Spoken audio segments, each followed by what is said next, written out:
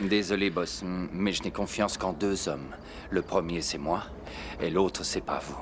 Sorti en 1997, Les Ailes de l'Enfer, réalisé par Simon West avec dans le rôle titre Nicolas Cage, est un peu un bonbon que l'on adore revoir à chaque diffusion télé. Un bon gros film de bourrin comme seuls les années 90 savaient les faire. En bref, un plaisir coupable.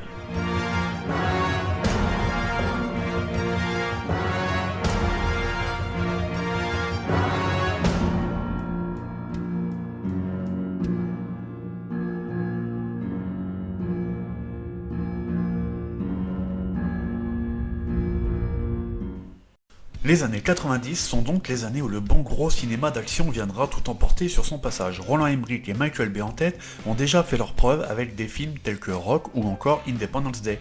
Jerry Bruckheimer, quant à lui, sera donc à nouveau à la production de ce film pour celui qui en est encore qu'à ses débuts en matière de blockbusters hollywoodiens. Bienvenue à bord.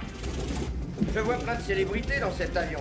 Il y en a 11 qui ont eu les honneurs des journaux télévisés, 2 d'une édition spéciale, et j'en vois même un qui a été interviewé. C'est donc en 1997 que Simon West réunira un bon gros casting de stars réunis autour de Nicolas Cage. Armé d'une des coiffures les plus improbables de sa carrière, il incarne un taulard embarqué malgré lui dans la tentative d'évasion d'un groupe de grands criminels. Cameron Poe aimerait juste finir sa peine et retrouver sa famille, mais le repenti au grand cœur va donc devoir exalter sa fibre badass afin de contrer tous ces criminels réunis dans un avion. Oh, rien. Si ce n'est qu'apparemment l'administration a décidé de mettre les pires tarés de tout le système solaire dans cet avion de merde. Qu'ils se sont démerdés pour que les tarés en question en prennent le contrôle. Et que, comme par hasard, toi et moi, on est dedans.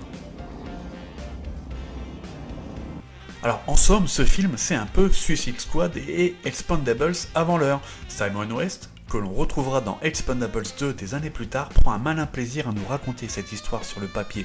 Improbable, mais non dénué d'humour, d'action et bien sûr de bons sentiments. Mesdames et messieurs, chers passagers, c'est le commandant de bord qui vous parle. Je détiens la seule arme qu'il y a à bord. Bienvenue sur Pirate Airlines.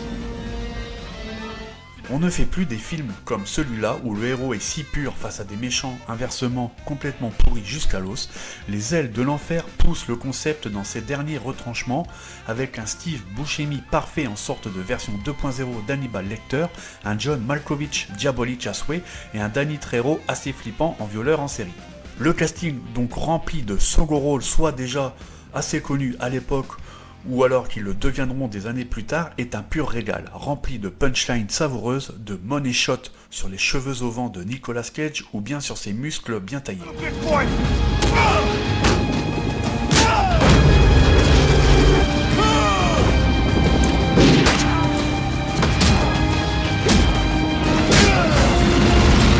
Rien d'extraordinaire dans la réalisation de Simon West, mais c'est suffisamment bien emballé pour que cela reste agréable à suivre. Le scénario n'obtiendra sûrement pas la palme en matière d'originalité, mais demeure très efficace dans son traitement et dans sa mise en scène, très dynamique au demeurant et réservant de bonnes scènes d'action.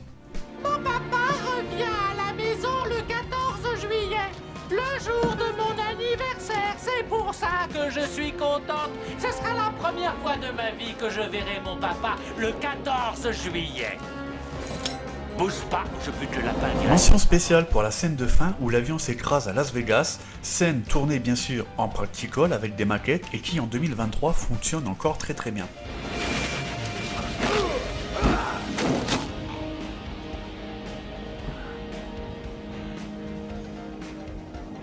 Pourquoi est-ce que t'as pas mis ce lapin dans la boîte?